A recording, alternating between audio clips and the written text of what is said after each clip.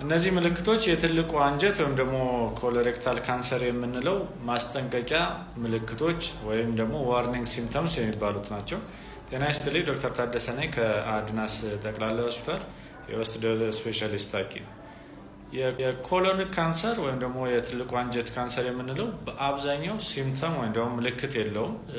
ለዛም ነው ስክሪኒንግ ሬጉላርሊ የሚመከረው ምልክቶች ስለማይኖሩት። ምልክቶችም ካሉት ምናልባትም አድቫንስ ካደረገ በጣም በሽታው ከጨመረ በኋላ ሊሆን ስለሚችል በዛ ስቴጅ ላይ ለማከም ከባድ ከመሆኑ በፊት ስክሪን ማድረግ ማንኛውም ሰው እድሜው 45 ዓመትና ከዛ በላይ ከሆነ የኮሎኒ ካንሰር ኮሎኖስኮፒክ ስክሪኒንግ መስራት መደረግ ያስፈልገዋል። እነዚህ ምልክቶች ካሉ ቀጥሎ የመዘረዘርላችሁ ምልክቶች ካሉ እንደ ዋርኒንግ ሲምፕተምስ ወይም ደግሞ እንደ አመላካች ወይም አስደንጋጭ ምልክቶች ብታዩቸው፣ መጀመሪያው ቼንጅ ኢን ባውል ሀቢት ነው። ያ ማለት አንድ ጊዜ ሰገራ መቅጠን፣ ሌላ ጊዜ ሰገራ መድረቅ፣ እንደዚህ አይነት ስሜቶች ካሉ የሚቀያየር ባውል ሀቢት ካለ ይህንን ቼክ ማድረግ።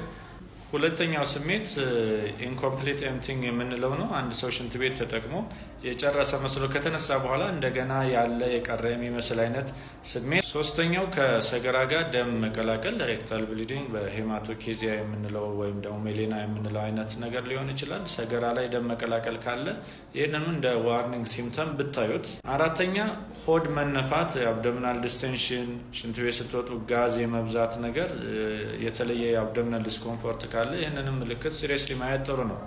አምስተኛ ምክንያታዊ ያልሆነ የደም ማነስ ወይም ደግሞ አይረን ደፊሽንሲ አኒሚያ ያላቸው ወንዶች ወይም ሴቶች ይህንን በሽታ ኮንሲደር ማድረግ። ሌላው አንኤክስፕሌንድ ዌት ሎስ ነው። ምክንያታዊ ያልሆነ በሌሎች በሽታዎች ኤክስፕሌን የማታደርጉት አይነት የክብደት መቀነስ፣ የምግብ ፍላጎት መቀነስ ካለ እነዚህ ምልክቶች በመያዝ የኮሎን ካንሰር በሽታ ምልክቶች ሊሆኑ ይችላሉ ብሎ በመጠርጠር በሽታውን ቼክ ማድረግ። እስካሁን ካሉት የካንሰር አይነቶች በጊዜው ከታወቀ ኤርሊ ዲቴክሽን በደንብ መስራት ከተቻለ ኪውር መደረግ የሚችል የካንሰር አይነት ወይም ደግሞ መዳን የሚችል የካንሰር አይነት ስለሆነ ይህንን መረጃ ለብዙ ሰው እንዲደርስ በማድረግ እንዲህ አይነት በሽታ ጉዳት ከማምጣቱ በፊት ብዙ ሰው ስለ በሽታው እውቀት ኑሮት ጥንቃቄ እንዳደርግም ቼክም እንዳደርግ ለማሳሰብ እወዳለሁ።